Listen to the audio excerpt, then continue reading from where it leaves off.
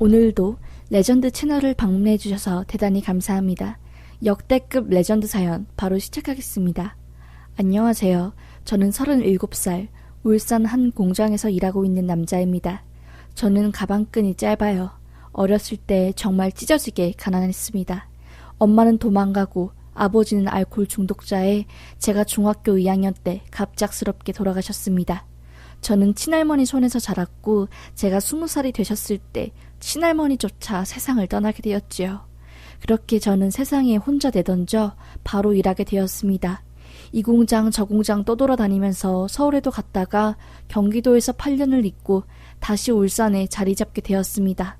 몸만 멀쩡하지 번번한 직업 없이 공장만 다니는 남자를 누가 좋아하겠어요. 여자와의 연애는 꿈도 못 꿨습니다. 아니, 저에게는 연애라는 것이 너무나 과분했습니다. 당장 하루하루 살기도 벅차고 야근 수당 받으려고 밤까지 일하고 2교대에 공장 기숙사에 들어오면 바로 지쳐 쓰러졌습니다. 그렇게 17년을 살다 보니 어느 정도 수중에 돈도 생기고 울산 기숙사에 나와 작은 아파트도 마련해서 제 보금자리로 쓰고 있습니다. 먹고 사는 게 조금 해결되고 집도 생기니 그제서야 외로움이 느껴지더라고요. 그때 같은 공장에서 일하는 태국에서 온 여자가 눈에 띄었습니다.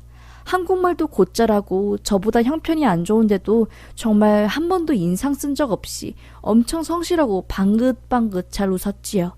그냥 바라보기만 해도 좋아서 감히 고백하거나 다가가는 건 엄두도 못 내고 옆에서 지켜보는 것만으로 만족하고 있었습니다. 그런데 그 친구가 저희 마음을 눈치챘는지 회식할 때 먼저 다가와주고 일 끝나고도 같이 밥 먹자고 말을 걸어주더라고요. 그렇게 점점 가까워졌습니다. 매일 같이 밥 먹고 퇴근하고 술 한잔하고 하니 저도 모르게 정말 연인 사이처럼 데이트하고 손잡고 있더라고요. 저희 공장에 외국인 근로자가 70%는 되는데 다른 근로자랑 다르게 정말 피부도 하얗고 웬만한 연예인만큼 눈도 크고 시원시원하게 생겨서 전혀 그런 외국인 근로자처럼 안 보였습니다. 제 눈엔 굉장히 예뻤고 언뜻 보면 그냥 눈, 코, 입 큰 이국적인 한국인으로 보였어요. 그래서 더 거부감 없이 친근하게 대할 수 있었던 것 같았습니다. 누가 먼저 사귀자는 말 없이 저희는 사귀게 되는 관계가 되었습니다. 그 친구도 기숙사에서 나와 저희 집에서 살게 되었고 정말 자연스럽게 연인 관계를 가지게 되었습니다. 진짜 저에게는 하루하루가 소중했습니다. 처음으로 태어나서 이렇게 사랑받은 것이었고 그 당시 저에게는 그 친구가 전부였습니다. 그런데 그 친구가 갑자기 저에게 아이를 가졌다고 말하더라고요. 심장이 덜컹했습니다. 정말 너무 갑작스러웠고 마음의 준비가 안 돼 있었어요.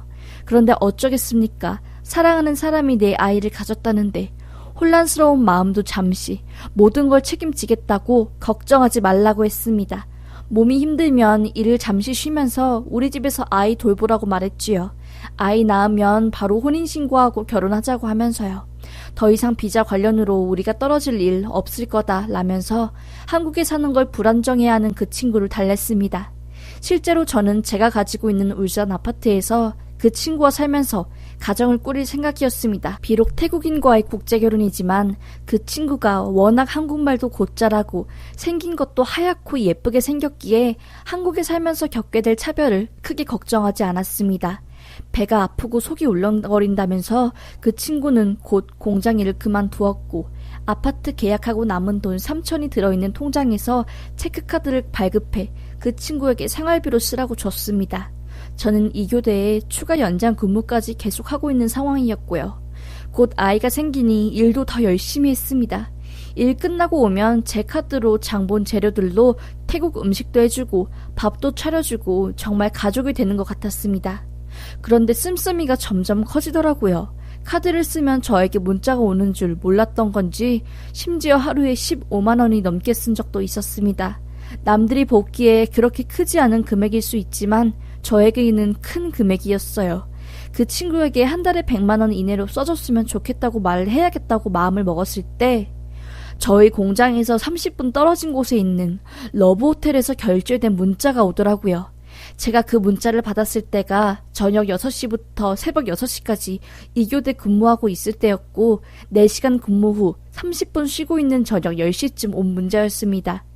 그 문자를 받고 도저히 일에 집중할 수 없었고 머리가 팽팽 돌고 식은땀이 줄줄 나와서 같이 근무하고 있는 필리핀 친구에게 오늘 도저히 근무 못할 것 같다고 하고 뛰쳐나왔습니다. 무슨 정신이었는지 그냥 택시 타고 그 러브호텔로 무작정 달려갔습니다.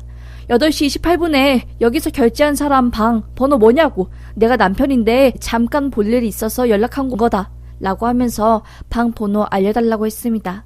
알바생이 초보인지 사실 안 된다고 할 줄 알았는데 잠깐 결제 내역 뒤지더니 알려주더라고요.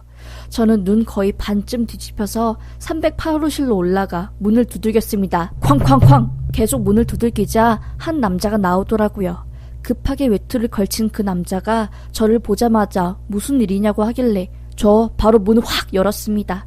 문 쾅 열고 이불 안에 숨어있는 여친을 보기 위해 이불을 걷었습니다. 네, 알몸으로 거기서 웅크리고 있더라고요. 절 보자마자 어떻게 여기 왔냐면서 완전 황당해하면서 아무 말 못하더라고요.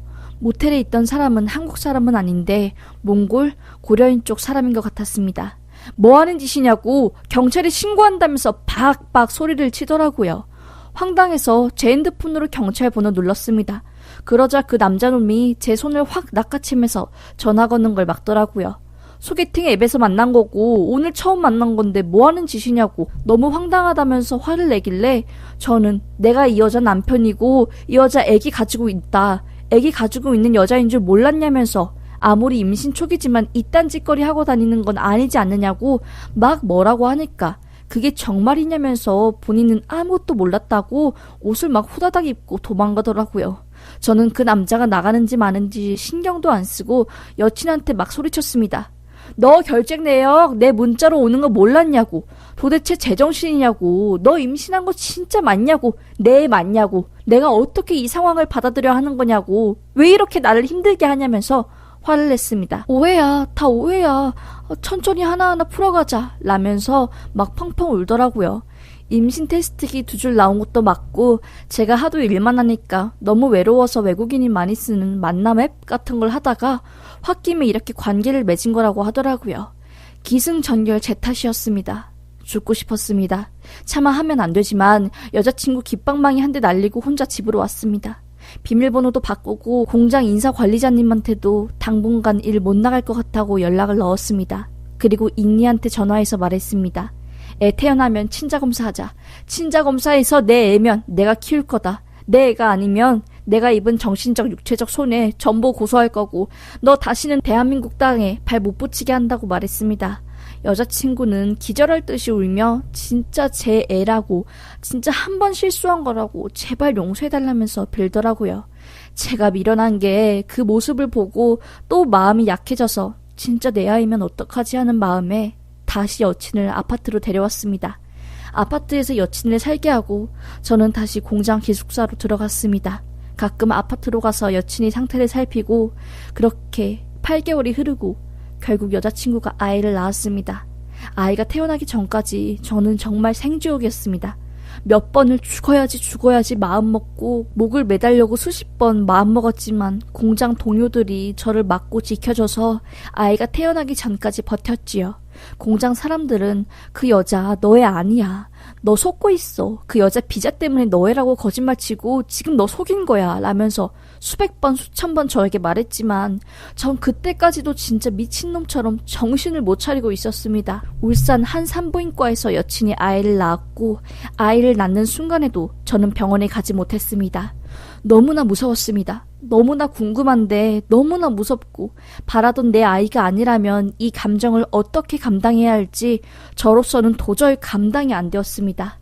인니가 아이를 낳고 공장에서 인니와 저를 둘 다 알고 있는 필리핀 여자 직원이 저를 대신해 인니가 있는 병원에 갔습니다. 필리핀 여자 직원이 마음 단단히 먹으라고 하면서 인니가 낳은 아이 사진을 보내줬습니다. 제 아이 아니었습니다. 친자 검사고 뭐고 할 필요도 없이 애 머리가 금발이었네요. 얼굴은 인니보다 하얗고 미쳐버린 여자친구가 백인 남자와 잤나 봅니다. 몇 달 전 필리핀 여자 직원이 인니가 저를 만나기 전에 러시아인을 만났었고 그 러시아인이 비자 때문에 쫓겨날 위기에 처하자 공장에서 도망갔었다는 이야기를 해줬거든요. 그 남자아이인 것 같았습니다. 저 바로 인니가 불법 체류자인 것을 증명할 수 있는 어느 정도의 사실관계와 물증을 불체자 출입국 사무소 주소지 관할 사본과에 팩스로 보냈고 전화까지 해서 신고했습니다. 제가 인니를 신고하면 공장 직원들까지 조사받을 게 뻔했지만 저로서는 도저히 참을 수 없었습니다. 그렇게 저는 인니를 불법 체류자로 신고했고 필리핀 친구가 보내준 인니 아이 사진을 바로 지워버렸습니다. 어쩌면 저 빼고 모든 사람이 알고 있었을지도 모릅니다. 인니가 품고 있는 아이가 제 아이가 아니라는 것을요. 어렸을 때부터 가족이 없다시피 살았던 저는 인니가 바람을 폈어도 마음 한쪽에는 가족을 원했나 봅니다. 인니가 가지고 있는 아이가 제 아이이기를 바라면서요. 바보 같았죠. 37년을 총각으로 살다가 나에게 조금 잘해주는 여자가 생겼다고 모아둔 돈까지 전부 쓰라고 카드도 만들어주고 바람난 걸 뻔히 알았는데도 한 줄기의 희망을 품고 8개월이나 되는 시간 동안 제 아파트에서 여자를 살게 해줬으니 말이죠. 이제 제 눈으로 제 아이가 아닌 것을 확인했으니 저는 미련이 없습니다. 하지만 가슴 한쪽 뻥 뚫린 마음은 어떻게 할 수가 없을 만큼 힘드네요. 저는 공장 사람들에게 더 이상 공장에 안 나갈 거라고 말해놨습니다. 울산 아파트도 내놨고요. 집이 팔리면 바로 경기도로 올라갈 생각입니다. 계속 울산에 있으면 정말 죽어버릴 것 같습니다. 아마 울산 이응 시읒 쪽에 근무하시는 분들이면 제 이야기가 워낙 유명해서 다 알 거라고 생각이 듭니다만 이렇게 용기 내서 써봅니다. 함부로 외국 여자에게 마음 주지 마세요. 저처럼 순진하게 다 당할 수 있습니다. 안 그래도 살기 힘든데 정말 너무 힘드네요. 그래도 꿋꿋하게 살아가야겠죠. 정말 저도 믿겨지지 않지만 한치의 거짓말도 없이 쓴 진실입니다. 여러분 저처럼 당하지 마세요. 제발 당하지 마세요. 신상 노출의 위협을 무릅쓰고 이렇게 밝힙니다. 감사합니다.